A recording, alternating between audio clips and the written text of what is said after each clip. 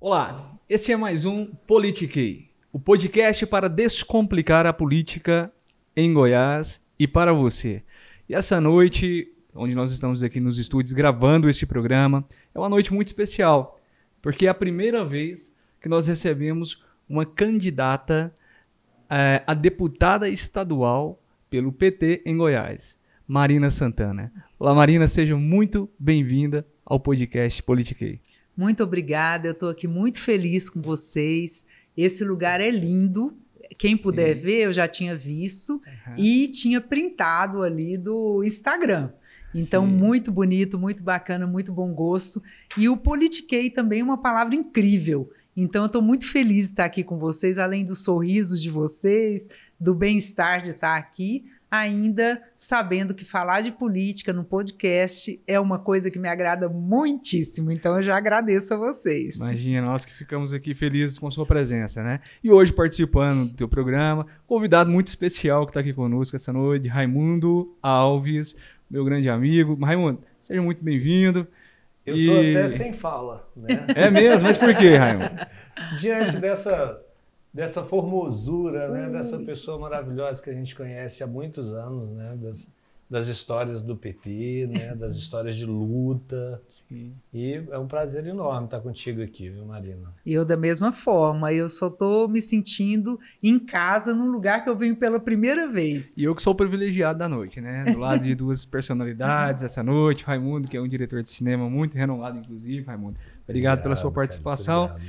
E eu acho que você vai ser sempre muito bem-vindo aqui pra frente, né? Rapaz, já que eu sou bem-vindo, eu vou começar fazendo as perguntas aqui. Né? Faça as honras, então, por favor. Marina, eu estava procurando algumas coisas ali e vi que o PT criou a Secretaria Nacional das Mulheres, né?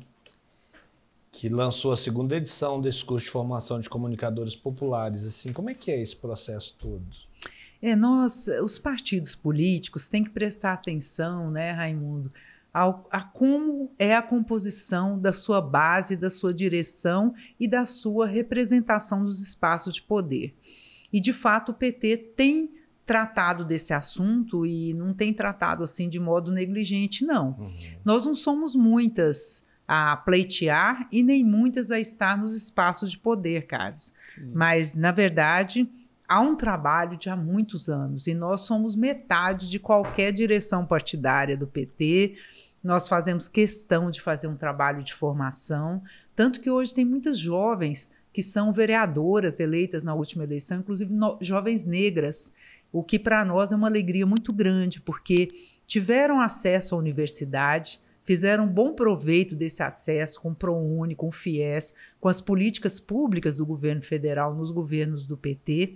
E isso, as mulheres já são maioria em todos os segmentos. Desculpa falar isso, viu, Raimundo e Carlos, mas é a verdade, vocês sabem disso, é estatístico. As mulheres são maioria em todas a partir do ensino médio, não é? Saem menos das escolas, permanecem, que é um dado também que a gente precisa sempre estar elaborando e entendendo, procurando entender o que se passa.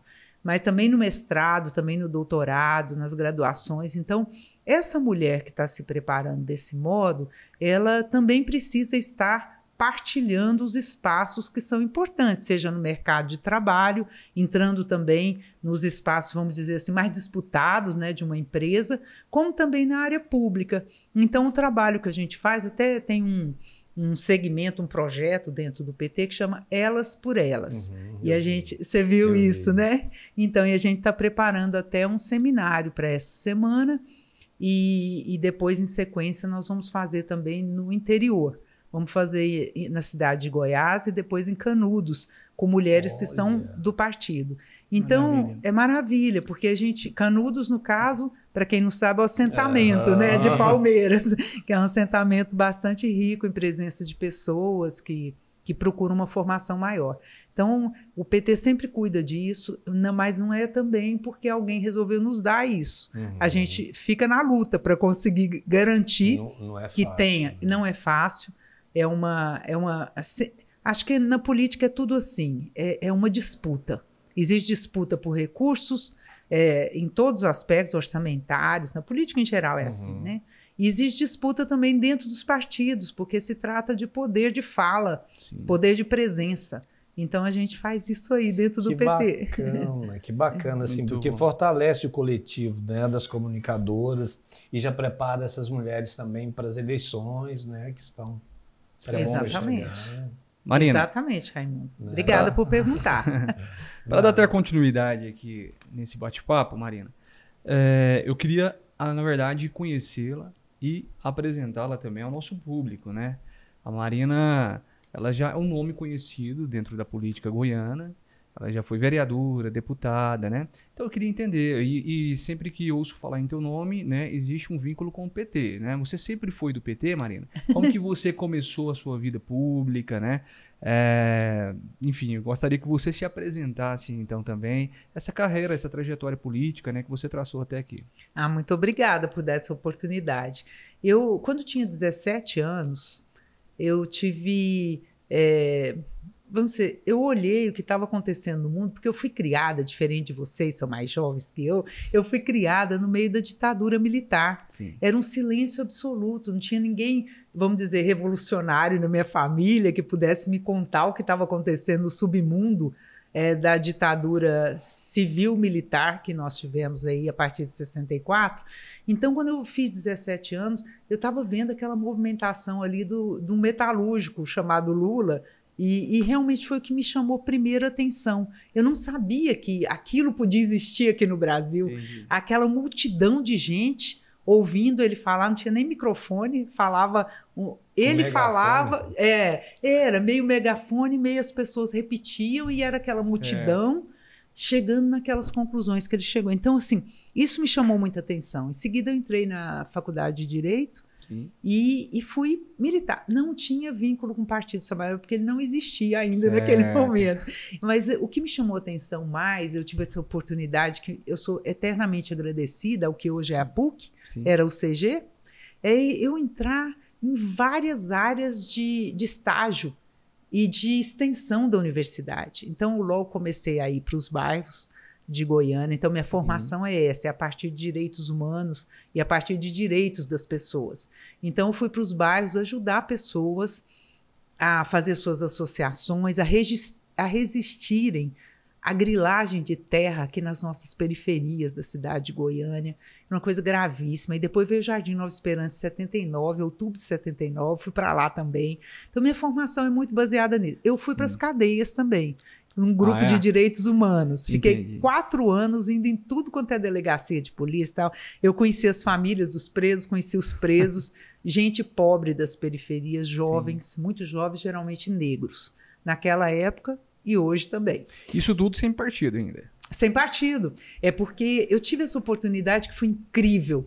E eu achei assim, eu resolvi fazer direito, então eu tinha que pensar nos direitos das pessoas. E realmente, para mim, foi sensacional. Aí o PT surgiu. Aí saiu um negócio ali chamando assim, trabalhador, vota em trabalhador. Lembra disso? E aí, de fato, isso me chamou a atenção. Eu falei, esse lugar é um lugar para mim. Meu pai era da construção civil.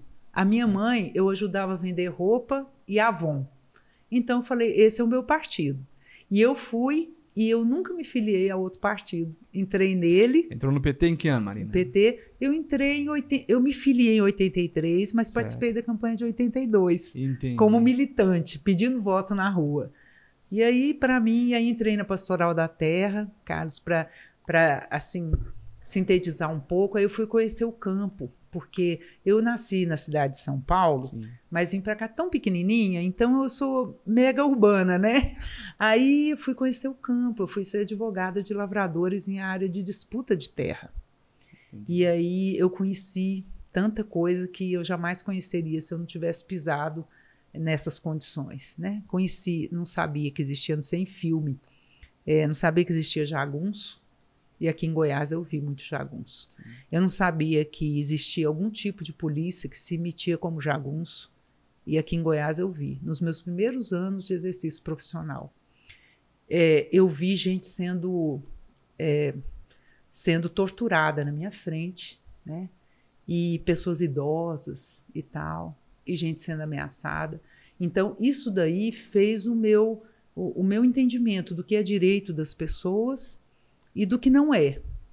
Então, 5 anos na Comissão Pastoral da Terra me traz uma marca de entendimento que a gente deve fazer na cidade, no campo. Sim. Porque nós não podemos permitir violência de Estado contra as pessoas.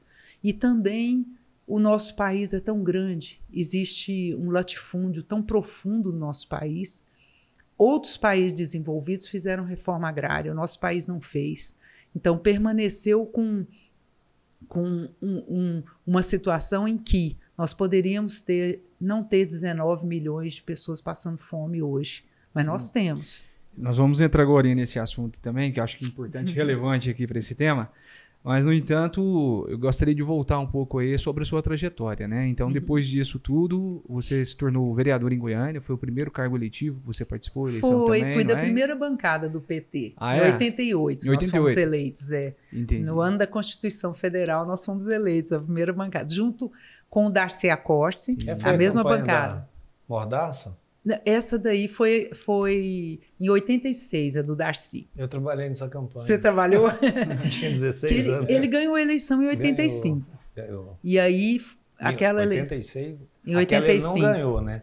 A da Mordaça. A da Mordaça não, mas em 85 ele ganhou e a gente denunciou a fraude.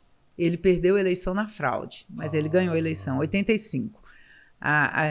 Em 86 foi candidato a governador. E aí teve essa história que eu achei muito esquisita também, mas vamos lá. E aí depois, então em 88, nós fomos eleitos vereadores. O Paulo de Souza, o Darcy Accorsi, o Geraldão, e o Pedro Wilson foi candidato a prefeito, quase foi eleito em 88. Mas então eu fui da primeira bancada, fui a primeira mulher eleita aqui na cidade de Goiânia como vereador do PT, né? Primeira PT, mulher né? petista eleita aqui em Goiânia. Que bacana. Só complementar aqui a linha de raciocínio aqui. Ser a primeira mulher eleita, não pelo fato de ser pelo PT, mas por ser uma mulher a ocupar um cargo desse num lugar onde o machismo até hoje ainda manda, né? Ou tentam mandar, né? De certa forma. Eu imagino isso naquela época, né? Não era fácil. Né? Até para contar uma coisa para vocês, é uma peculiaridade, assim. Quando a gente chegou, nós éramos 3 mulheres. Sim. Era a Denise Carvalho, a Rose Cruvinel e eu. 3 super mulheres, né? A gente super ativa, cada uma na sua área, né? Mas todo mundo assim, a gente não tinha... a gente ia de tênis para sessão e tal, todas ativas, porque a gente vinha de trabalhos comunitários. No caso da Rose, ela era plantonista, médica plantonista, e a Denise e eu era movimento estudantil, era direitos humanos, era não sei o quê, então a gente não tinha sossego, não. Certo. Então a gente corria. E aí, a peculiaridade é a seguinte, que só tinha um banheiro lá no plenário da Câmara, lá no Parthenon Center. Nossa. E a gente olhava aquilo assim, e chamavam a gente de vereador, né? Nós mulheres éramos chamadas de vereador. E a gente protestava, brigava, depois entrou Olívia Vieira, também protestava, brigava e tal, e outras mulheres. Mas, enfim, aí tinha a lei orgânica municipal, estava sendo elaborada, que depois da Constituição Federal e Constituição estadual veio a lei orgânica. Aí a gente não tinha condições de ir ao banheiro naqueles intervalos. Você sabe, toda hora água, toda hora café. E as votações é assim, aprovado por unanimidade. E a gente não podia faltar, a gente tinha que estar lá no plenário o tempo todo. Sim. Eu sei que foi difícil, gente, porque aquele banheiro lá era masculino. E a gente achava estranho. Aí a gente ia sair do plenário para ir no banheiro que todas iam, lá do outro lado, assim, e a gente não conseguia voltar a tempo. Então, era uma perturbação. Ainda bem que isso mudou. Sim. E eu acho tão ridículo quando as pessoas ficam preocupadas de ir num lugar que tem só um banheiro. Aí eu fui pensar nisso depois. Eu falei, por que a gente se preocupava e não ia naquele próprio banheiro ali que a gente precisava ir? Mas você vê, a política sendo feita por homens e para homens. Essa é a realidade, né? E você acredita que hoje ainda a política é um campo realmente muito machista? Ou isso está mudando já? Até por conta de leis, né? Que hoje as leis são diferentes, inclusive na formação de chapas partidárias e tudo mais, né, Marina? É machista. É machista, tanto que na legislação você não especifica que é o mínimo de 30% para mulheres. Você especifica que é o mínimo de 30% para qualquer sexo. Certo.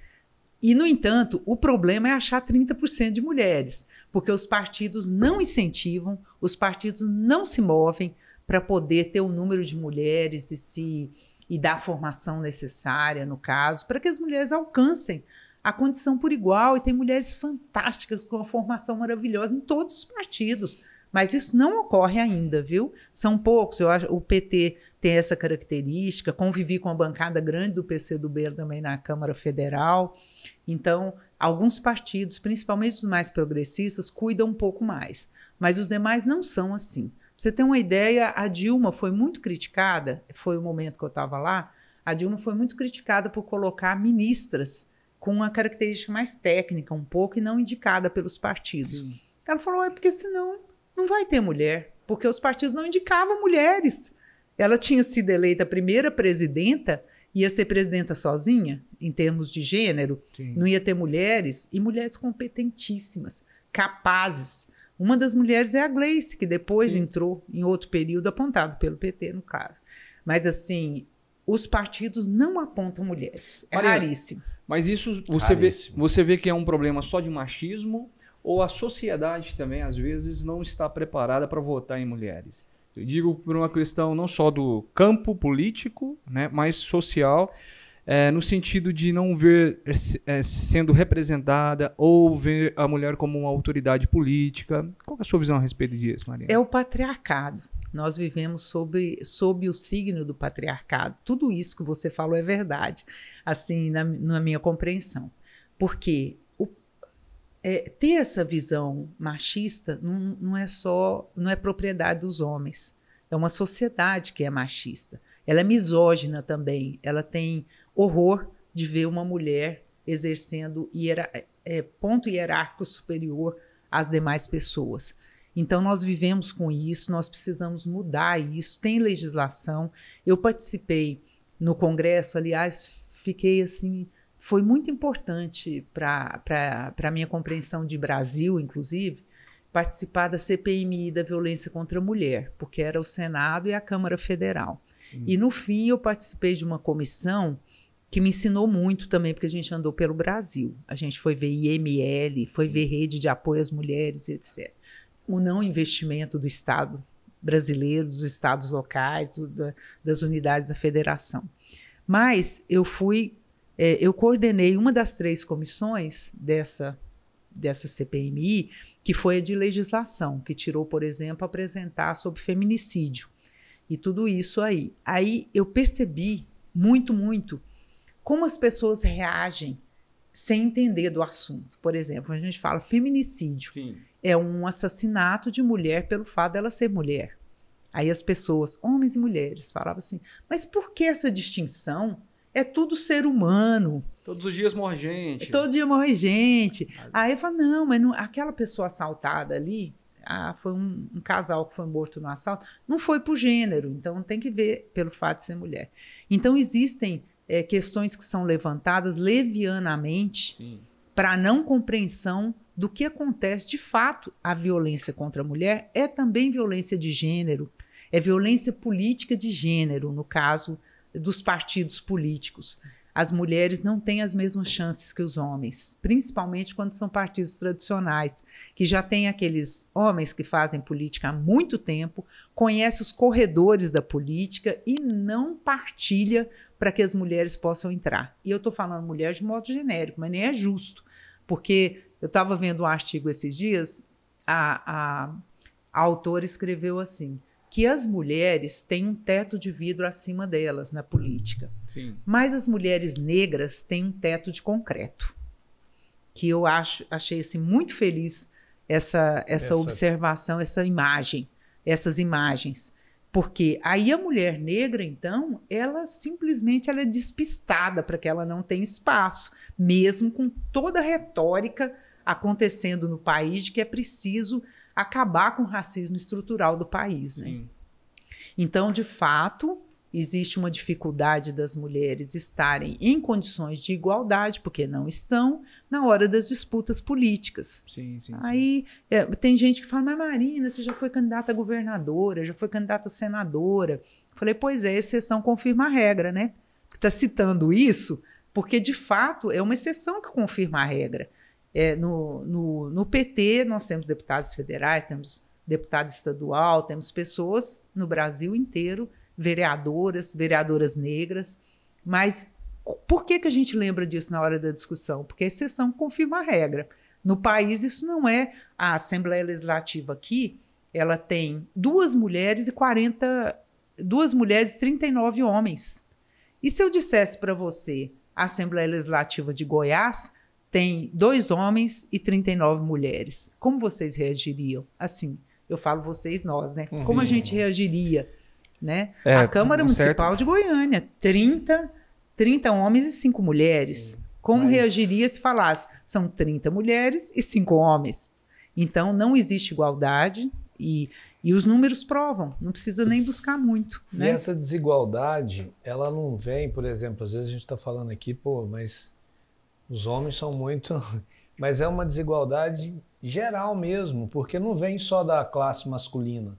Eu já ouvi várias vezes mulheres falando, mas fulano não estudou, está aí pagando pelo o abandono, né? Mas assim, o abandono a um país que não te oferece um estudo decente para quem não tem condições, né? E chega nessa situação que vocês sabem bem, por exemplo, vocês têm os comitês populares de lutas, né? Que estão sempre movendo ações. Em março, por exemplo, até anotei aqui, vocês fizeram ações de arrecadação e distribuição de absorvente. Aí, assim, eu escutei tanta coisa a respeito disso, né? Tanta coisa grande, né? Que deu confusão e acabou chegando no que chegou, né? Criaram a lei para que, depois de muita luta, se pudesse fazer isso. Mas vocês já estavam fazendo, né? Essa lei, até a autoria dela é Marília Reis, que eu espero que permaneça no PT, mas em todo caso, se ela não estiver no PT, estará no PSB, provavelmente por ali. É uma mulher progressista e fantástica, né, deputada federal no Pernambuco. E ela deu entrada nesse projeto e foi rejeitada essa parte específica da pobreza menstrual, que são as meninas e mulheres. A gente, mesmo quem nunca pensou nisso, quando para pensar, se sensibiliza, fala, sim, nossa, claro. É mesmo, né, gente? Como é que essas meninas vão comprar absorvente se não tem dinheiro para comida?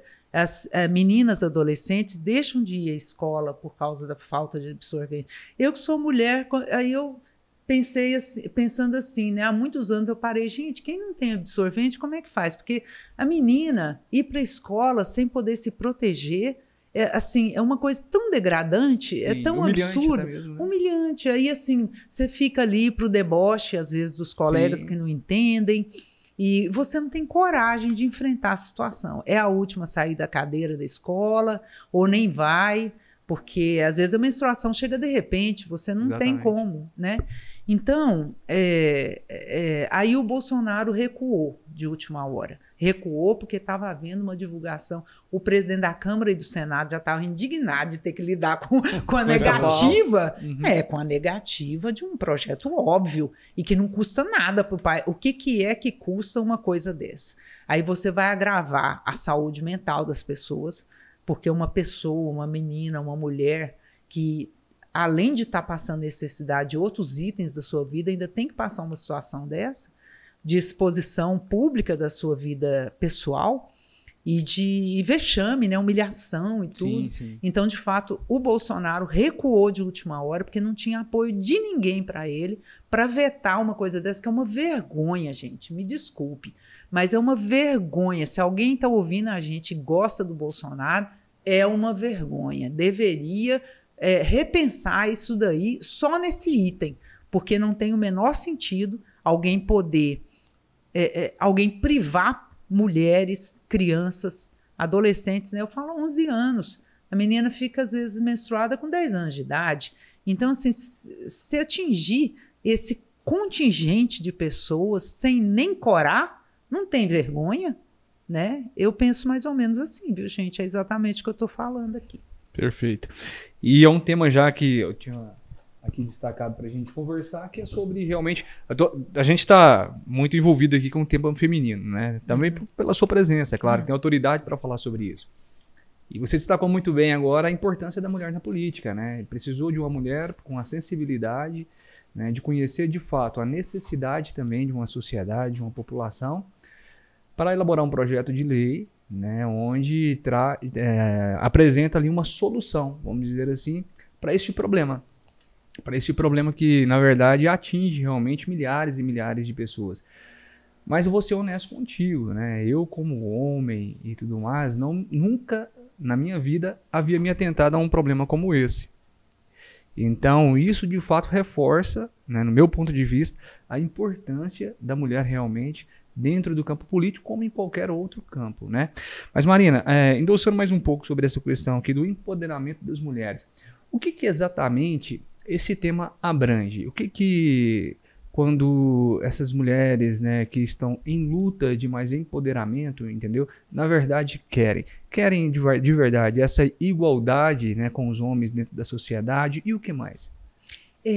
Na verdade, essa questão da igualdade, ela é um pouco difícil de ser conversada, Sim. Porque tem gente que fala, então o problema é número. Sim. Aí é onde eu proponho esse pensamento do número às avessas. Assim. Certo. Então vamos pensar se o número não importa mesmo, né?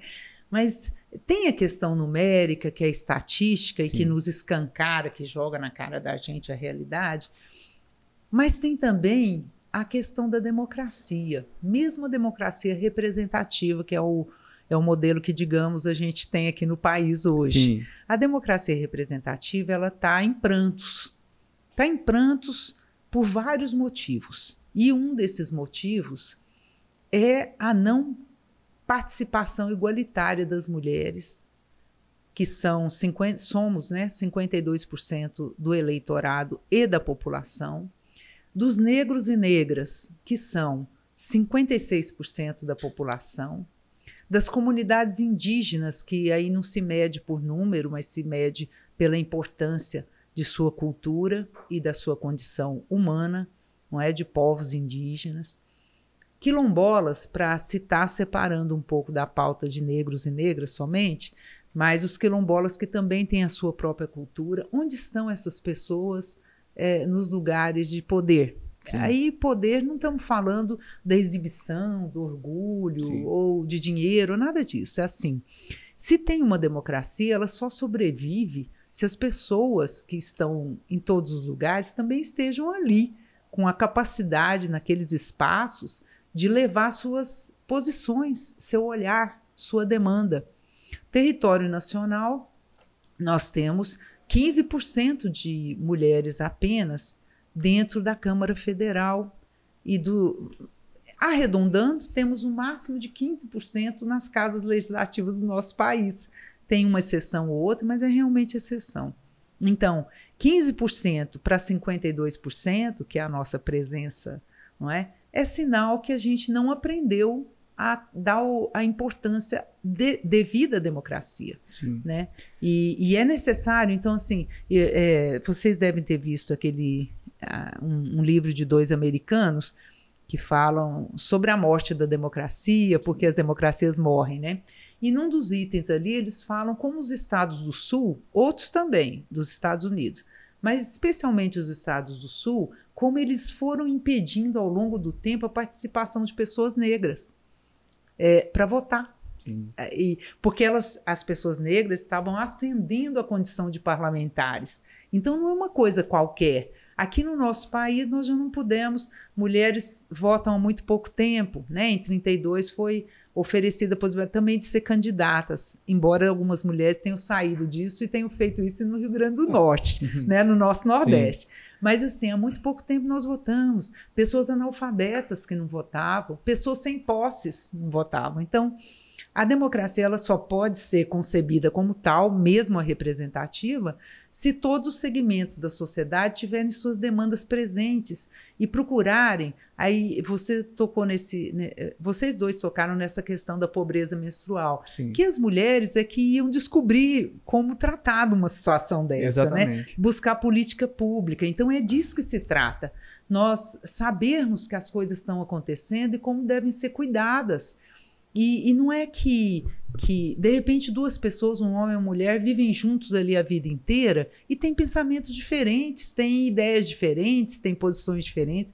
Então é preciso que toda a nossa representação e toda a sua importância estejam presentes. Marina, Eu quero instigar um pouco esse debate, porque, assim, independente da minha ideologia, o que eu penso em relação a isso, não é muito diferente do que você pensa. Mas eu acho importante, por exemplo, destacar alguns pontos.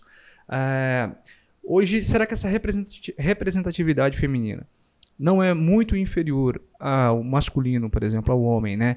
Devido a uma questão realmente não de machismo do homem, impedir nem nada, porque hoje já existe uma liberdade, uma democracia, né?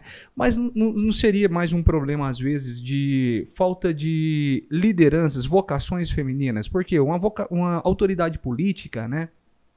Normalmente, pelo menos o que a gente vê no geral, você não faz essa autoridade, você não cria, você não impõe isso, né? Às vezes eu posso levantar um discurso do que tipo, tá faltando de verdade ali mais mulheres, o homem realmente é machista, e concordo, não estou discordando na hora nenhuma disso. Mas, no entanto, não seria mais um trabalho de conscientização ou de formação de novas lideranças, né, femininas, em descobrir esses talentos, né, pessoas com essa vocação política, empresarial disso, esse interesse também, não só vocação, mas esse interesse de participar da política, já que existe uma liberdade, uma democracia no nosso país e tudo mais, e ali sim construir autoridades nesse assunto. Eu digo porque hoje se fala muito em construir, né, pessoas. Precisamos de mais mulheres na política. E é verdade, precisamos. Mas o espaço está aberto. É isso que eu quero dizer. O espaço está aberto. Talvez essa formação não seria, nesse momento, o assunto mais importante a ser debatido?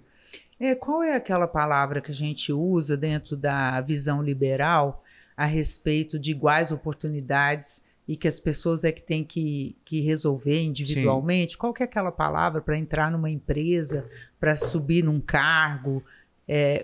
Nós vamos nos lembrar dessa palavra agora aqui na nossa conversa sobre esse assunto. Sim. Que assim, de fato, existe uma mentalidade de que as pessoas elas têm de nascimento as mesmas condições. Sim. Nós estamos num país tremendamente desigual, em que 1% da população brasileira detém 50% da riqueza nacional. Sim. Então, começa por aí.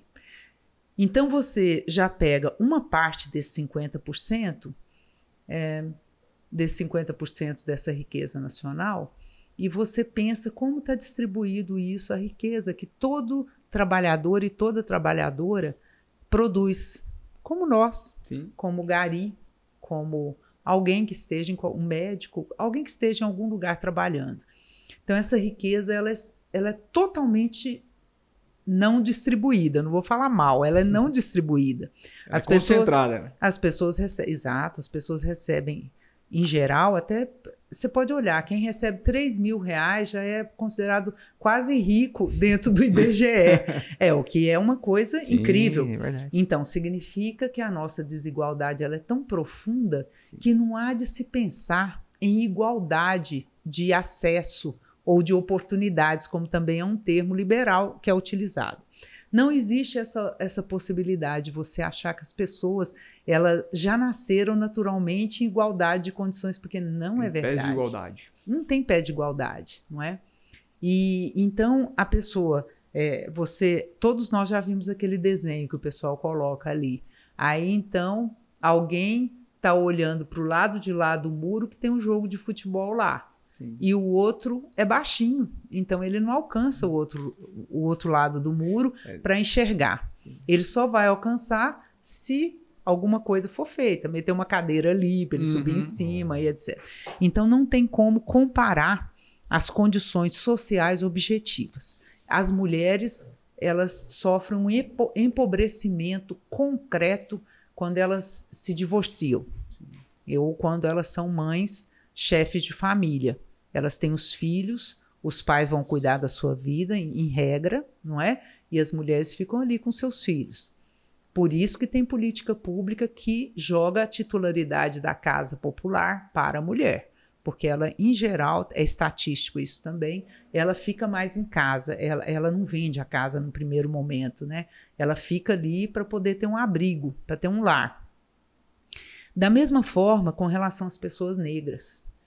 É negado emprego entre uma pessoa branca e uma pessoa negra? É negado emprego para pessoa negra se estiverem com igual currículo? É negado. Isso daí é praticamente uma regra. E a tal da aporofobia, porque a gente fala muito da questão de não querer estrangeiros. Sim. Mas a gente quer estrangeiros no Brasil, só que não pobres. Então, estrangeiros pobres, quer dizer, horror a pobres, tem essa nomenclatura de aporofobia nos últimos tempos. Isso significa, então, que pessoas pobres, pessoas negras e mulheres têm desvantagem dentro do quadro político. Sim. E do quadro social e ao buscar um emprego e tudo mais. E as mulheres têm menor salário para igual trabalho. Isso diminuiu. Hoje eu vi uma estatística que uma pesquisa aí demonstrou que isso diminuiu a distância entre salários de homens e mulheres nos últimos tempos, agora na maior parte do Brasil. Mas no norte do Brasil, na região amazônica, aumentou a diferença entre homens e mulheres. Naquela região que tem uma certa indústria ali, que tem isenção de impostos. Então, assim, não existe essa igualdade. Certo. A mulher chega, a batalha é braba. A batalha é braba para uma mulher. Ganha menos, geralmente fica com os filhos, no caso de separação. A pessoa negra leva na pele a sua presença. Se ela tiver com o cabelo, então, tipo afro, sim, aí que tem mais problemas. Se tiver na rua e for jovem, de 17 anos, vai sofrer abordagem policial violenta, o que não acontece com jovens brancos dessa mesma faixa, meninos e meninas, principalmente meninos. Então, não existe essa igualdade de princípio. Falar assim, mas a mulher negra chega num partido, ela é tão bem-vinda quanto um cara que é hétero, branco, rico e que chegou no mesmo partido. Isso não existe. Não existe. Não existe. Então, vamos nos concentrar assim. Como pode ser uma democracia num país desigual? Bom, como princípio, pessoalmente, eu não acredito que a gente tenha essa democracia no sentido mais literal da palavra, mais conceitual. Nós não a temos. Sim. Mas, utilizando os termos da Constituição de 88, nós temos uma democracia formal, e essa democracia, ela não abarca todas as suas representações. Por isso que o país é tão desigual. Então, se você tem plano de saúde ou se você paga em cash uma clínica, você Sim. tem um atendimento. Se você vai pelo SUS, infelizmente, retiram todo o dinheiro, como a PEC 95 retirou. Retirou dinheiro para a educação, retirou dinheiro. Quais os pontos de retirada de recursos? Foi, por exemplo, para alguma área de interesse do governo Temer? Não. Foi especificamente para a saúde pública, para a educação pública e para a seguridade. O que está lá dentro da seguridade, além da saúde? Está a previdência social e assistência social. Então, significa, ou políticas sociais. Isso significa que os mais pobres são penalizados imediatamente. Não tem jeito de ser diferente. Então, você fala assim, mas assim, então por que essas mulheres não reagem? Tal? Porque elas estão também nesse emaranhado.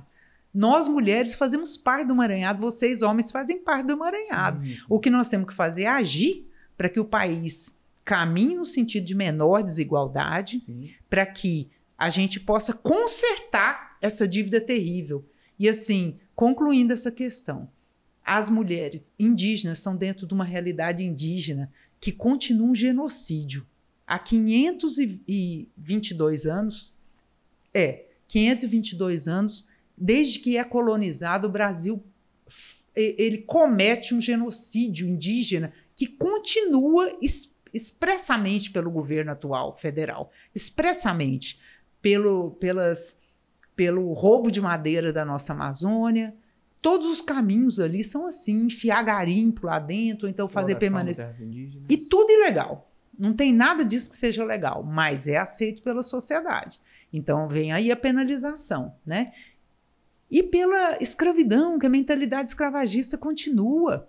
Viram um médico lá na cidade de Goiás brincando com um funcionário? Sim. Não é? Então, assim, veja como é uma coisa terrível. É a mentalidade escravagista. Nós tivemos, dos 500 anos de Brasil colonizado, nós tivemos aí quase 400 anos, de 500, quase 400 anos. Hoje a gente vinha conversando, o Leandro, o Matheus no carro, falando assim, isso não passou Está na cabeça das pessoas, elas ainda têm essa vibe da escravidão na cabeça. Então, ver uma pessoa negra pedindo esmola na rua, tem até medo.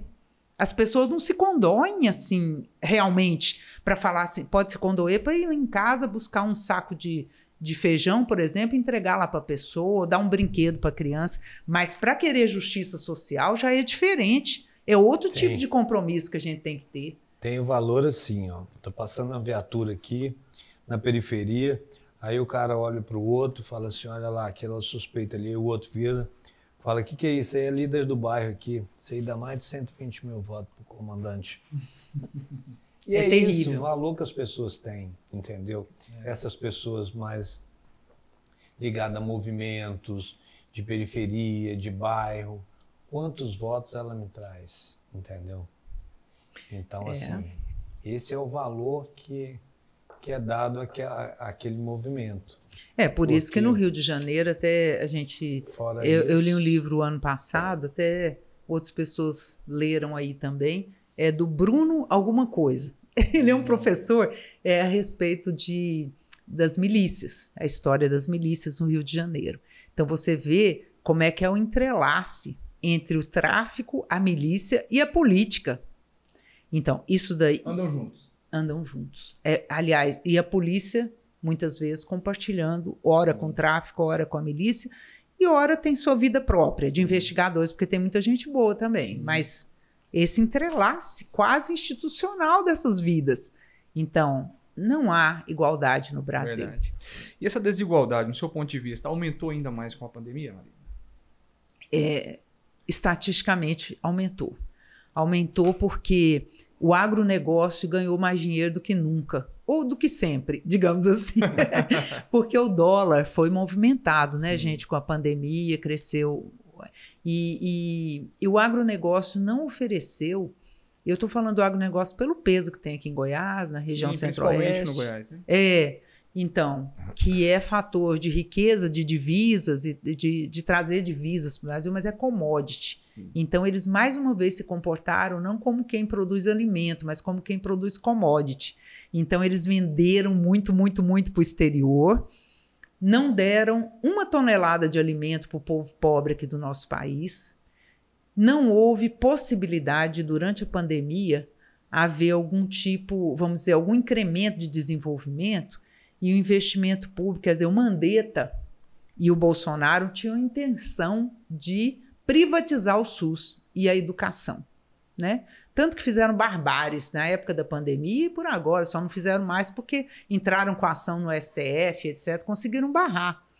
Mas no caso específico do SUS foi um terror.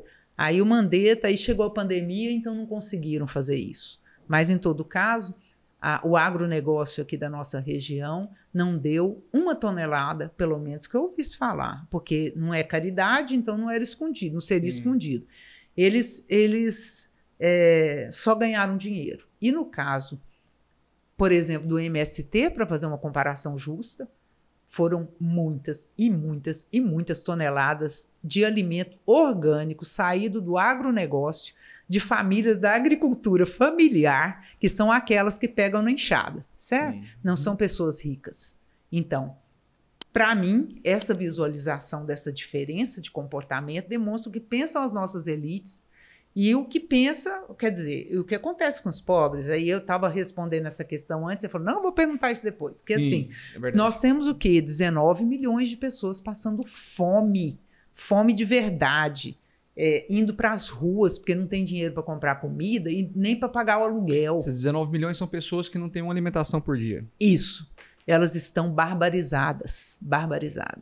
E então, quer dizer, piorou, porque não existia 15 milhões de pessoas, 15% da população desempregada, tecnicamente desempregada, quer dizer, que está procurando emprego. Sim. E não acha. E não existia 19 milhões de pessoas passando fome. Isso foi um processo que veio se agigantando e chegou na pandemia já terrível e aí se multiplicou, né? Porque uma parte das pessoas conseguia comer em casa, levar o alimento por causa do trabalho informal. Aí, à medida que naquele primeiro momento não puderam ir para as ruas para fazer o trabalho informal, então teve uma quebra ainda maior. E são 52% da população está faltando algum item de alimento em casa, algum item nutricional nas suas mesas. Significa mais da metade do povo brasileiro, sem incluir os 19 milhões de pessoas, as 19 milhões de pessoas. Então, assim, qual foi o primeiro ato do governo Bolsonaro quando ele chegou? Além da questão das armas. Sim. Primeira coisa que ele fez foi acabar com os conselhos. O conselho, o que que é? É o Estado, a comunidade e base científica. Então, o primeiro conselho que ele acabou foi da segurança alimentar. E nós estamos numa situação de insegurança alimentar. E nós não temos nem a comunidade organizada, né, que entrava aí as faculdades de nutrição para usar tecnologia, para poder aprimorar um pouco a nossa capacidade de buscar a solução, sim, e nem o mundo científico, que também tem a sua contribuição. Então, você veja que é o pior dos mundos, né? Não tem recurso para investimento. Ninguém quer investir no Brasil, porque ele parece um caos. Esse negócio da Petrobras, de entra gente, sai gente, entra gente. Aquele tipo de empresa não permite uma coisa dessa. Então, a desigualdade aumentou, sim. E não só durante a pandemia. Ela vem aumentando. Tem um marco aí para nós. São vários marcos. A gente poderia ficar a noite inteira falando deles. Mas tem um marco fundamental que foi a reforma trabalhista, ainda no governo Temer. Sim. Ele não fez a previdenciária porque não deu conta, mas estava na meta dele. Então, a reforma trabalhista, as pessoas... quem anda de Uber, você anda, Raimundo. Então, assim, Uber... eu sou motociclista, certo? Não tenho carro, então eu estou de carona hoje. Então, eu ando muito de Uber também. Você conversa com as pessoas desde o começo da pandemia. Sim. As pessoas não têm trabalho, foram mandadas embora antes da pandemia, muitas foram. Sim. Perderam poder aquisitivo, estão dirigindo Uber, que é uma coisa digna, uma coisa importante para nós, para a mobilidade da sociedade. Só que estão tendo que trabalhar 12, 14 horas por dia, o que é semi-escravidão, certo? Para poder pagar os boletos. Essas pessoas não estão procurando ser ricas. Não, e estão sendo exploradas, né? Assim, porque a Uber mesmo, todos que eu converso, a Uber ganha X, me passa X, mas me passa que, vamos lá, a corrida deu R$17, eles passam 7, entendeu? A gente precisa... É uma coisa que eu quero muito fazer, se eu tiver condições de estar o ano que vem na Assembleia Legislativa. É uma experiência que Araraquara, a Prefeitura de Araraquara fez, não sei se vocês viram por aí. Não, o prefeito lá é petista. Sim. E tem uma vereadora negra lá, petista também. Aí eu ouvi da boca deles e vi as matérias. E eles eles adquiriram um aplicativo de tipo Uber e as pessoas que vão trabalhar para entrega ou para qualquer coisa lá que use o aplicativo vão receber 90% das corridas. Olha, certo? Sim. Então virou uma política pública. Entendi. Entendeu? E eu acho que o nosso país precisa disso. Você tem que ter atenção. Como é que tem entregador que vai entregar uma pizza num lugar e não tem comida?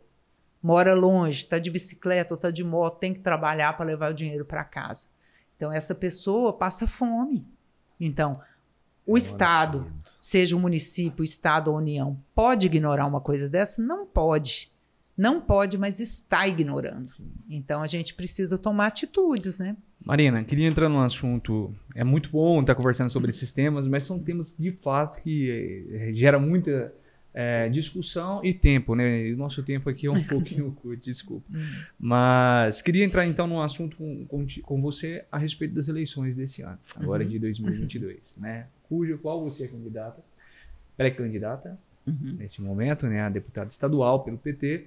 Então, eu queria... Já ficou claro aqui para mim, para você também, Rai, algumas de suas bandeiras. Né? Essa questão do empoderamento das mulheres realmente é muito importante, né? Algo que você carrega já há muitos anos, não é de agora, né? Eu acho que agora, inclusive, assim, muitas pessoas estão se atentando a isso, né? Mas é uma luta que vem se arrastando há muito tempo, correto? Mas eu queria também saber um pouco mais sobre essa composição política que está sendo criada, né? Dentro do PT de Goiás, também no PT nacional, né? Queria que você então nos falasse um pouco mais. Uma surpresa, né? Não é uma surpresa, mas muitos acreditavam que o Lula não participaria novamente dessas eleições, né? Há um tempo atrás. Então, o jogo ele veio movimentando, né? As peças foram mudando e de repente o Lula hoje dentro do PT, né? É o nome mais forte que tem dentro do PT e no cenário é o que aparece em primeiro lugar nas pesquisas, né? Como que você avalia esse cenário, né? Uma pessoa que realmente respondeu muitos processos, teve muitos desgastes, né? O Partido dos Trabalhadores enfrentou muitos problemas e hoje, né, nós temos aí um cenário onde o Lula lidera essas pesquisas. O que você atribui tudo isso? Você que está dentro do PT, como que você realmente hoje tem uma resposta para essa questão, né, que a sociedade hoje nos apresenta, Marina? Uai, Carlos, primeiro a Dilma, né? Sim. Primeiro teve a deposição da primeira presidenta eleita do nosso país. É verdade. E ela já está exonerada dos processos que viraram motivo de acusação para que ela caísse para o golpe de 2016.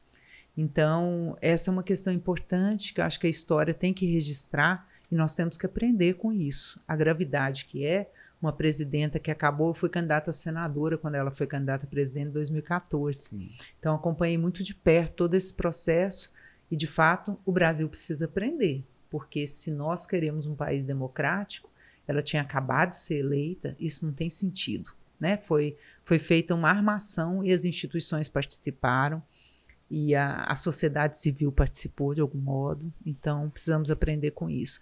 E, na sequência, prenderam o Lula. A Dilma, inclusive, tinha convidado o Lula para ser ministro do governo dela e ele, possivelmente, teria contribuído para que ela não sofresse o golpe, porque ela precisava de um articulador político e o Lula é um articulador político de essência. Sem dúvida. Não é? Então, tudo isso é importante, né? E, em segundo lugar, os advogados do Lula viviam denunciando. Eu faço parte de um grupo de juristas, de alguns grupos de juristas, né? Progressistas, e nós todos fazíamos as denúncias sobre os acontecimentos, assim, as fragilidades do processo judiciário, no judiciário, o que estava acontecendo com cada uma daquelas coisas. Mas, de repente, teve a Vaza Jato. E a Vaza Jato contou a verdade. E a população do Brasil inteiro viu, porque até foi de muita sabedoria aquela história do The Intercept, de uma hora com todo mundo que topou divulgar, eles fizeram parceria. Então, uma hora com um veículo, outra hora com outro, outra hora com outro. Então, eu creio, e também pela internet, que a população brasileira soube o que aconteceu, as armadilhas que foram geradas e criadas com aqueles diálogos infames, institucionais, quer dizer, um absurdo completo, desde a articulação ilegal com o FBI até articulações ilegais aqui entre promotores de justiça, entre juízes, entre membros de cortes diferenciadas, né? Então, assim, de fato, foi uma coisa terrível. E eu acho que a população entendeu. Eu só posso entender que seja isso, porque, primeiro, o governo Bolsonaro, ele trouxe prejuízos logo de cara em vários espaços, em várias circunstâncias. Depois, ele não apresentou um projeto de desenvolvimento que trouxesse uma novidade que diminuísse a nossa pior coisa, que é essa desigualdade. E também o país indo para mais fome, precarização do trabalho e tudo mais. Então, quando chegou, as pessoas olharam e entenderam. Eu quero entender que o brasileiro, a brasileira entendeu o que aconteceu com o Lula. Não quer dizer que todo mundo fique, vamos dizer, disponível para votar no Lula, por exemplo, porque não é assim que é a vida, né? Claro. Mas há um reconhecimento concreto e real do que aconteceu. Ele foi exonerado de todos os processos, quer dizer, ele não é mais um acusado, não tem pendência judicial, e nem a Dilma. Então, o que aconteceu foi realmente muito forte. Assim que o Lula saiu da cadeia, o judiciário agiu rápido também, a cúpula do judiciário, o CNJ não se moveu naquele momento para punir o Moro, que deveria, porque as coisas são muito evidentes, tem muita prova, e nem para o CNMP, o Conselho Nacional do Ministério Público, para punir o Dallagnol e os seus colegas. Então, eles estão correndo para ser alguma coisa ali para poder ganhar imunidade, tanto o Moro quanto o Dallagnol, e etc. e tal. Então, quando o Lula foi... todo mundo viu que o Lula seria exonerado dos processos, ele entrou para o primeiro lugar nas pesquisas e não saiu do primeiro lugar das pesquisas, ele só avançou nesse sentido. Sim. Não significa, naturalmente, que o Bolsonaro esteja fora de jogada, porque ele é o presidente. O presidente é uma máquina funcionando. Ele colocou em torno ali, tem gente que fala em 6 mil, mas a gente acredita 10 mil militares das Forças Armadas dentro do governo. Então, tem uma pergunta que não quer calar, pelo menos na minha cabecinha. O que esses militares estavam fazendo para eles não serem necessários nas Forças Armadas? Para eles irem para trabalhos burocráticos para ganhar um salário dobrado. Por que eles não precisam trabalhar nas Forças Armadas? Então, para que serve? Então, eu acho que aí tem algumas questões. O Lula já avisou. Lugar de militar não é na burocracia de Estado. Lugar de militar é fazendo o seu trabalho no quartel, nas Forças Armadas, que é o correto. Se você for ler a Constituição Federal, é isso que ela diz. Então, são muitos aspectos para a gente chegar onde nós chegamos aqui. Marinha. E o Lula é viável porque a maioria da população deseja isso. Certo. E você, então, atribui isso aí realmente a essa reviravolta que teve nos casos, né? Mas também não é um pouco, talvez, da rejeição que hoje existe por parte do eleitorado com o Bolsonaro, além da rejeição, né, tantos problemas que hoje o governo federal realmente enfrenta, como a pobreza, como você bem citou agora há pouco, né, e então as pessoas estão vendo realmente isso como uma alternativa para sair dessa confusão, desses problemas todos gerados nesses últimos anos. Por quê? Porque no cenário que está se desenhando, talvez a pessoa também, a população está ficando muito sem opção. Então não seria isso, meio com a falta de opção ou problemas atribuídos ao Bolsonaro? São muitos candidatos, né? Então as pessoas nesse momento poderiam estar fazendo outras opções. O que nós temos hoje não é uma eleição, temos pesquisas. Então as pessoas poderiam falar, não, o Lula não. A gente vai preferir o fulano, cicrano, beltrano ali, o Ciro, poderia preferir o Moro, não é? Tá Principalmente o Moro, que é do mesmo perfil, que ele é de extrema-direita, porque senão ele não teria ido para um governo de extrema-direita, deixando a nu o tipo de comportamento dele. Então as pessoas poderiam estar fazendo outras opções. Todo mundo sabe que o Moro queria ser presidente. Todo mundo sabe que o Ciro quer ser presidente. Todo mundo sabe que esses todos que vão se apresentando, o governador de São Paulo, o Dória, que, por sinal, trabalhou muito bem a questão da vacina, ajudou o país a alavancar, mas ele não tem perdão.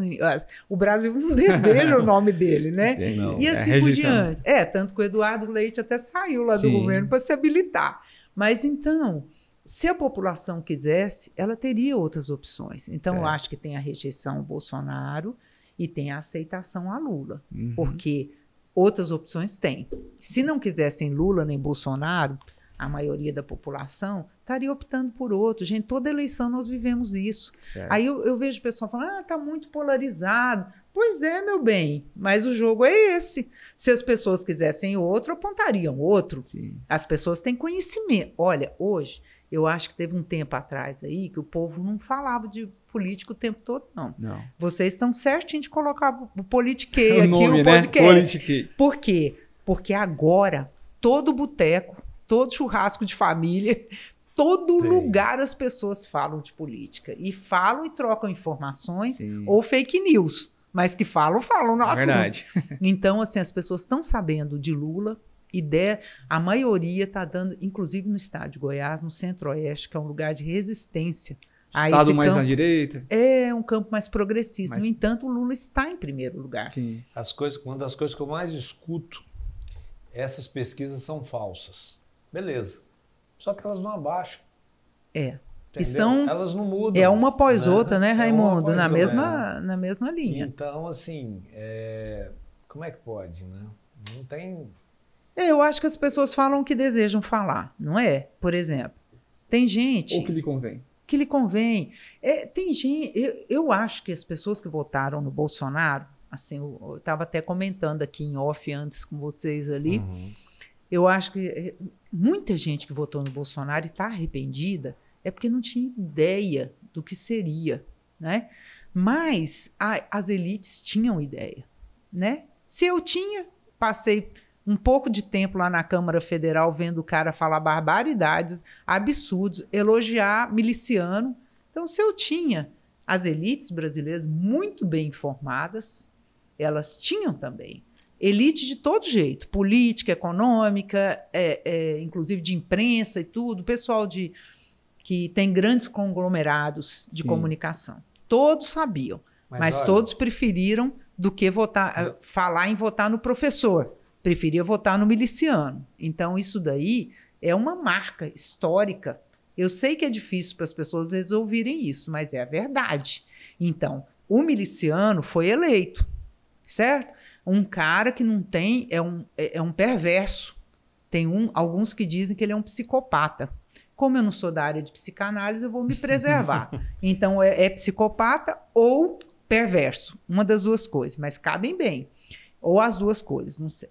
Aí entra para conceitos que eu não vou disputar. Mas a verdade é que houve uma conivência para que isso acontecesse. E ele não é merecedor da confiança da população. É diferente de outros. Eu nunca falei isso de ninguém.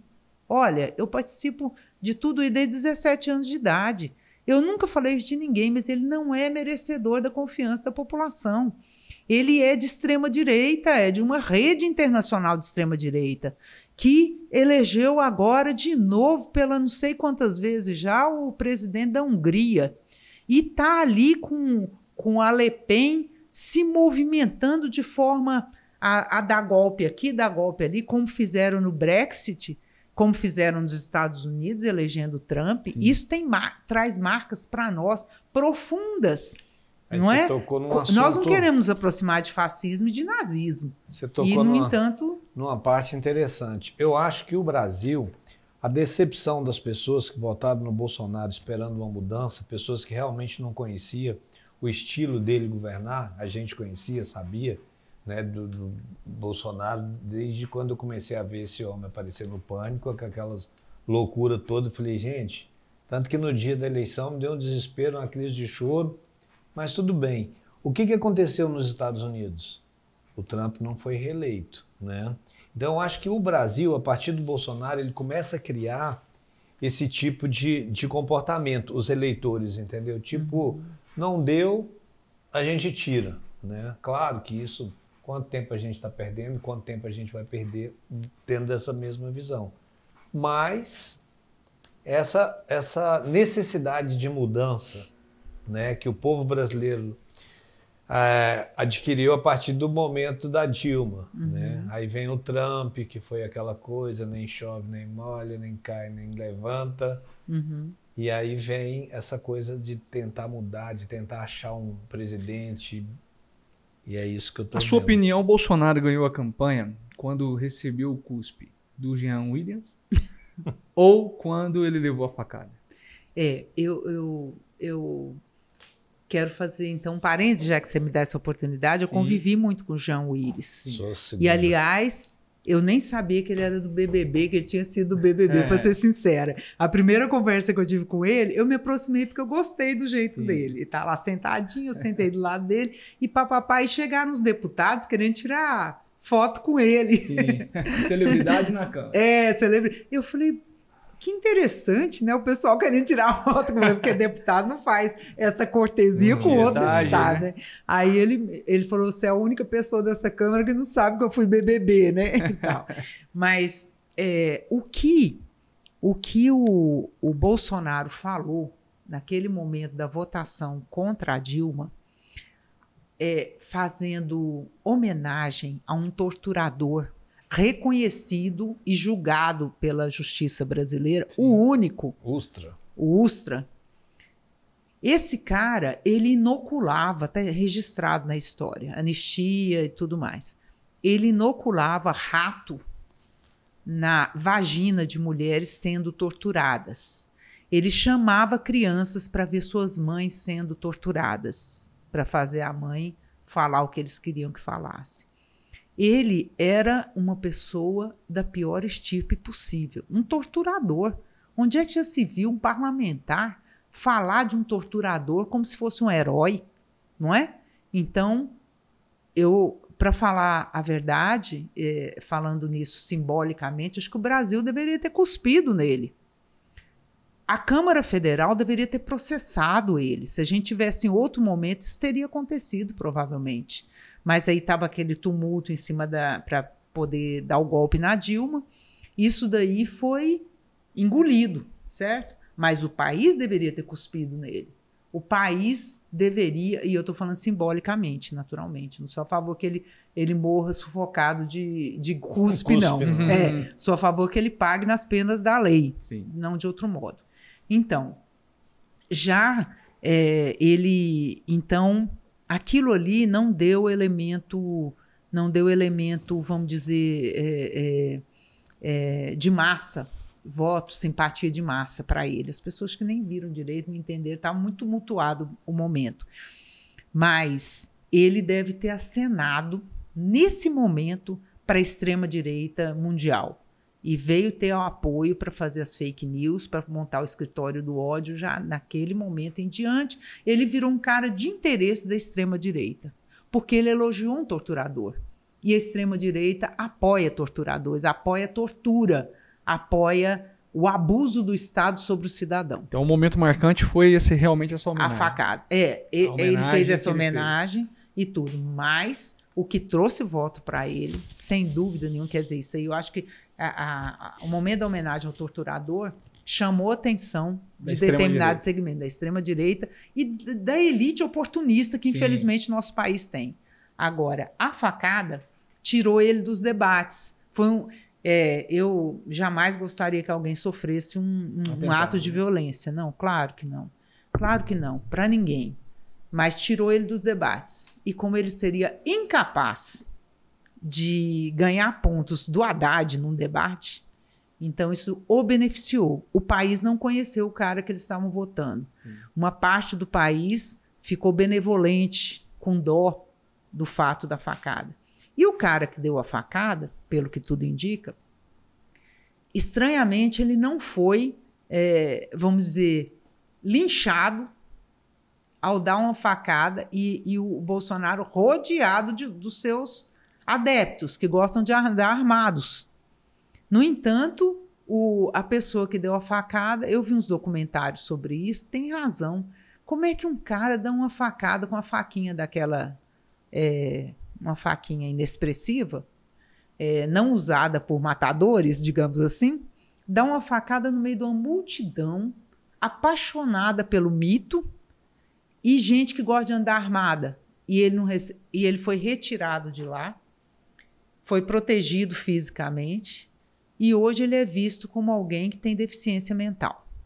Então, tudo muito estranho, fora que tem muitos indícios de que ele foi encontrado com o Carlos Bolsonaro, filho do presidente, num clube de tiro para rico, em Santa Catarina. Clube de tiro para rico. Ficou registrado que ele esteve lá. Eu não sei, eu vi o documentário. Sim. E são jornalistas que fizeram, né? Eu não sei, eu não vi nenhuma dessas coisas, porque, aliás, sou contra armas nas mãos de civis. Então... Certo.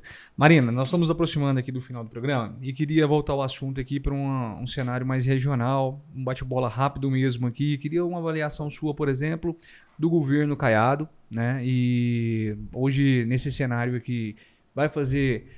oposição ao projeto do PT. O PT vai fazer uma oposição ao projeto, né, do Caiado de reeleição. Então, quais são as estratégias que o PT hoje estão adotando através do Volmir, né, Amado, que esteve aqui também.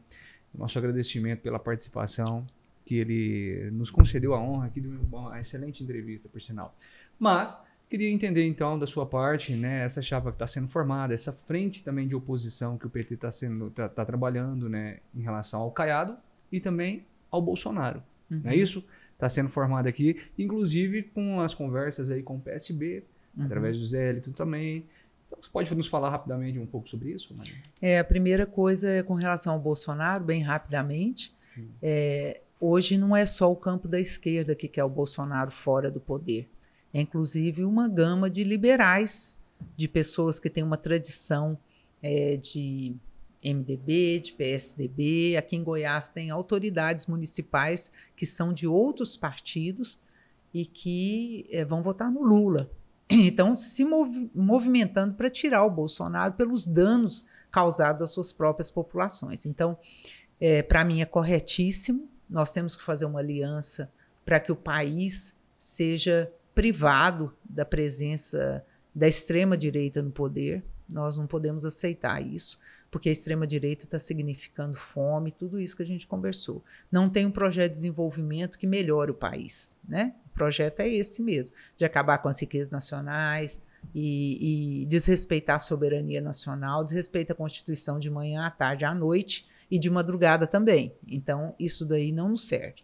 Então, existe essa articulação nacional que chegou ao Alckmin, né? Que o Alckmin resolveu atravessar a rua e ir para o PSB e apoiar o Haddad lá em São Paulo, pelo que o caminho que provavelmente vai ter.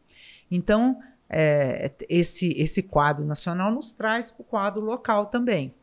O Caiado havia dito, acho que estava começando a pandemia, um pouquinho antes da pandemia, ele falou na imprensa que ele falaria com a CM Neto para eles apoiarem o Bolsonaro. Então, ele apoiou o Bolsonaro no segundo turno aqui em 2018 e fez campanha, fez dobradinha e novamente queria apoiar. E o Bolsonaro meio que saiu em desgraça, caiu em desgraça na opinião pública e ele recuou disso daí e, portanto, montaram esse novo partido e União tudo Brasil, mais. Né? O Caiado, na minha opinião, ele é um péssimo governante. Péssimo. Ele era um parlamentar muito ativo. Eu, naturalmente, não tenho concordância com a maior parte das teses dele, do que ele defendia, inclusive com relação ao trabalho escravo na Constituição. Não tenho concordância, mas ele era um parlamentar muito ativo, que, inclusive, a bancada da bala, a bancada do boi, a bancada da Bíblia tem muito a ver com ele, com a ação dele lá no Congresso. Mas, como governador, eu achei de baixo impacto. Então, nós, agora, por último, está arrumando uma melhorazinha salarial na educação, na saúde, mínima, mas está se movendo assim. Mas acabando com o UEG, arrebentando a UEG. Não se vê um projeto que seja de inclusão social, que nos traga a diminuição da fome aqui no estado de Goiás. Não tem. E a atuação dele é toda voltada com essa coisa que você não percebe a adesão da população, embora ele seja o nome mais colocado nesse momento, em primeiro lugar nas pesquisas. Então, quando a gente apresenta o Volmir Amado e essa possibilidade mais recente do PSB, inclusive com a presença do Zé Hélito, é por causa do Plano Nacional especial, porque nós precisamos dar um jeito de não permitir a extrema-direita continuar no poder. E aqui em Goiás tem a nossa cota, como todos os estados. Aqui em Goiás, o Caiado, embora o Bolsonaro tenha outro candidato a governador, mas ele é esse campo presente. É ultraliberal e trabalha com determinada via de desenvolvimento que se equivale ao que o Bolsonaro faz. Por isso que ele ia apoiá-lo e o apoiou em 2018. Então, eu lamento muito que a população de Goiás ainda não tenha visto outras possibilidades, não é? O Mendanha tinha aparecido, depois recuou, aparentemente, não sei se vai sair candidato ou não. O Zé Hélito chega com a possibilidade de fato de querer sair candidato a governador pelo PSB, trazendo certamente... E ele era o presidente do PSDB regional, Sim. Não é pouca coisa ele atravessar a rua, não. Né? Tem uma história, né? Tem uma história e tal. E no caso do PT, nós lançamos o professor Volmir Amado. Muita gente estranha, fala assim, mas o Volmir, ele era do PT? Ele é filiado ao PT há uns 17 anos. Sim. E nunca se desfiliou, sempre se manteve ali. É um cara que se liga às comunidades de base, é um cara com facilidade de diálogo com muitos setores, muitos segmentos, inclusive os religiosos, porque já que ele tem uma representação entre leigos da Igreja Católica, mas entre cristãos em geral, e que é uma presença muito forte aqui no estado de Goiás. Então, o Volmir, ele tem dito, já na primeira entrevista que ele fez, como pré-candidato a governador, e ele já falou de 2 pontos que para mim são essenciais aqui, que também me mobilizam, que é o meio ambiente. O Cerrado está sendo completamente detonado. O professor Altair Salles diz que o Cerrado acabou aqui no estado de Goiás e onde deveria existir já não existe. Mas a gente tem esperança, ouvindo mais profissionais aí, mais estudiosos, a gente tem esperança de que haja uma revitalização do Cerrado em algumas regiões ainda. Não só em Goiás, como também no norte de Minas Gerais e os outros pontos, porque tem pontos de Cerrado no Brasil inteiro. Sim. Então, nós não podemos permitir que o Cerrado acabe. E, para isso, é preciso que a gente mude a opção de desenvolvimento nessa área. O agronegócio ele precisa se preocupar com o meio ambiente, ele está detonando as terras, está acabando com as terras, ele está virando tudo commodity. E o povo goiano, uma boa parte, passando fome aqui. Então, tem alguma coisa que precisa ser tratada na nossa linha de desenvolvimento. E o outro ponto que o professor Volmir fala, deve ter conversado aqui com vocês também, que é a respeito das políticas sociais. Porque é preciso que o governo do estado, diante do que foi provocado nesses últimos anos, e ainda mais recentemente com a pandemia, que tenha políticas sociais sólidas. Não é possível a gente andar no meio da rua, nós todos andamos, e ver ali famílias inteirinhas, gente. Isso tinha acabado aqui no estado de Goiás, em outros pontos do Brasil também, mas nós estamos falando de Goiás. Ali, debaixo de viaduto, família inteirinha, criança, andando ali, percorrendo no meio dos carros para poder pegar um dinheiro. Que é isso? É notório isso aí, realmente é perceptível. Não é? Né? Então, assim, um governo, para mim, eu meço por essas duas coisas para começo de conversa. Projeto de desenvolvimento, se é sustentável, e não é o do governo Caiado. Uhum. Se tem políticas sociais ou não tem. E no caso do governo Caiado, não se enxerga. Esses dias, só para concluir essa questão, esses dias eu entrei na cafeteria Sacaria, ali do setor Bueno, que é um lugar que eu gosto muito de ir. Fui lá para uma reunião. Chego lá, tinha 2 menininhas. As duas, estava chovendo nesse dia, chovendo um pouquinho, assim, meio garoa, mas muito frio. E as 2 menininhas estavam com o seguinte casaco: um plástico de lixo em cada uma delas, cortado assim para a cabeça entrar, e para abrigar da chuva e do frio. Como a gente pode olhar uma situação dessa e achar que tem governo aqui, seja municipal, seja estadual? Né? Porque do federal já falei bastante aqui, já perturbei vocês bastante. Mas o estadual e o municipal, como você acha que tem política pública aqui? Como acha que tem política social? Se 2 menininhas passando frio e pedindo dinheiro para comer na porta ali de uma cafeteria. Então, assim, não tem. Ali a gente anda, criancinha dessa, assim, pequenininha, de menos de 1 metro, andando na rua, pedindo comida. Essas crianças andam no meio dos carros, passando a hora de um cara pegar uma criança dessa, jogar dentro do carro, você nunca mais vai ver. E as mães ali, os pais ali. Então, assim, isso não é possível. Eu conheci crianças ali numa época e antes do governo Lula, conheci crianças que moravam dentro de uma boca de lobo. Dentro de uma boca de lobo, ali no setor oeste. Eu conheci a boca de lobo. Falei, por que vocês estão aqui? Morava na rua. Até conheci a família deles e tal, fui ver um pouco. Mora aqui pelo seguinte, porque primeiro a família não tem comida, porque as consequências são muito graves dessas coisas. Não são só números, porque a família não tinha comida em casa. A mãe com problema físico, o pai cuidando de um filho tetraplégico e tal, as crianças morando ali. Aí eu falei, pois é, mas por que vocês entram aqui para dormir? A gente entra porque a gente está fugindo de traficante. Menina, isso aí era menino de 7, 8 anos de idade, fugindo de traficante da polícia, para a gente não apanhar. Certo? Então, assim, não tem jeito. Não tem política pública nesse estado. Não tinha e não tem. E aí é muito grave tudo isso, e é por isso que eu acho que o governo Caiado é muito ruim. Não é bom no desenvolvimento no sentido ambiental, no sentido econômico, porque as pessoas estão desempregadas em grande número, e não é bom na área de políticas sociais, porque senão nós não teríamos essa população, porque dinheiro o Estado tem. Então, essas pessoas deveriam ser prioritárias, né? Certo. Raimundo, quer complementar com mais alguma coisa? Ué, queria que a Marina mandasse um recado para a população, falasse um pouco do seu projeto, né, como futura deputada, apesar de você já falou, né, mas para a gente finalizar aqui, só mesmo... Bom, primeiro eu quero agradecer muito a vocês.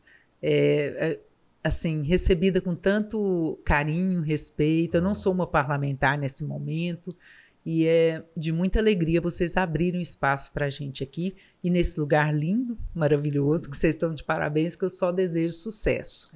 Obrigado. E, assim,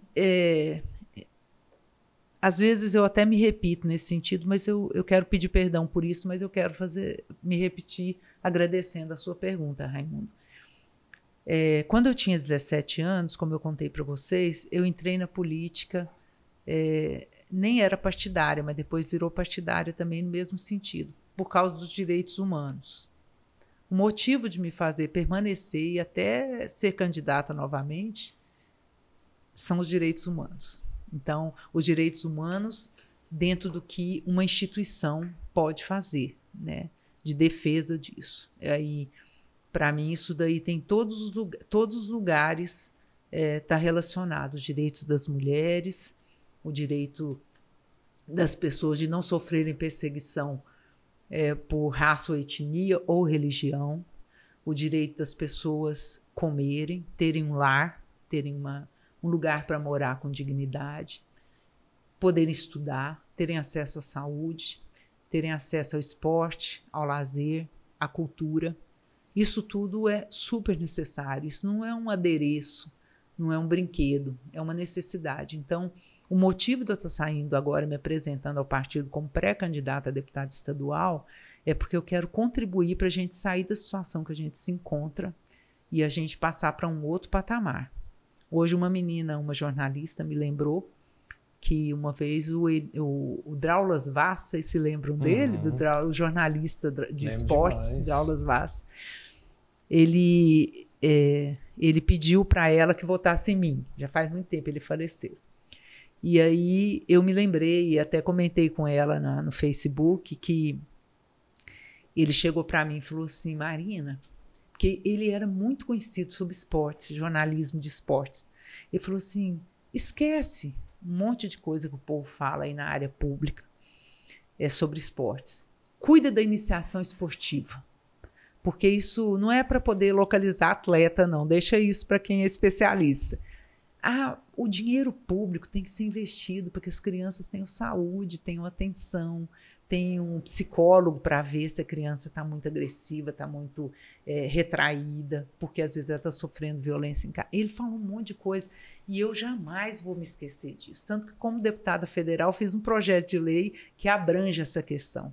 Então, nós precisamos tratar com as novas gerações, né, gente? Sim. Com adolescentes, com crianças. Não podemos permitir que os adolescentes fiquem aí à disposição para gente que vai ferrar a vida deles. Eles precisam ter acesso à cultura, ao esporte, se querem aprender a jogar futebol, ou vôlei, eu não sei, ou querem aprender a tocar um instrumento musical, ou querem aprender a pintar, tudo isso, e ter acesso a um teatro, a um cinema, que não tem. A desigualdade, ela ferra com todo mundo. Ferra com a gente que vê uma criança na rua e não consegue dormir à noite, e ferra absolutamente com aquela pessoa que não temos acesso para uma vida digna mínima, que isso vai arrebentar depois a vida dela e de todo mundo ao redor e da sociedade. Sim. Esses são os meus motivos de estar saindo candidata a deputada federal, porque tudo isso, a estadual, porque tudo isso mexe profundamente comigo como pessoa. E acho que acho que eu nasci assim, né? Sei lá. É uma vocação, né, Marina? É uma vocação, um propósito de vida, né? Acredito também muito nisso. Mas, Marina, quero lhe agradecer, tá bem? Foi um prazer estar aqui contigo, fazendo essa gravação. Enfim, foi um papo muito esclarecedor. entendo de verdade aqui o teu ponto de vista, né, em relação a essas políticas públicas, essa questão realmente do PT, né, a importância, né, que esse partido tem na tua trajetória política, né? Isso é muito nítido, bonito de ser visto, essa luta, essa garra. Desejo muito sucesso, né, para você nessa nova caminhada.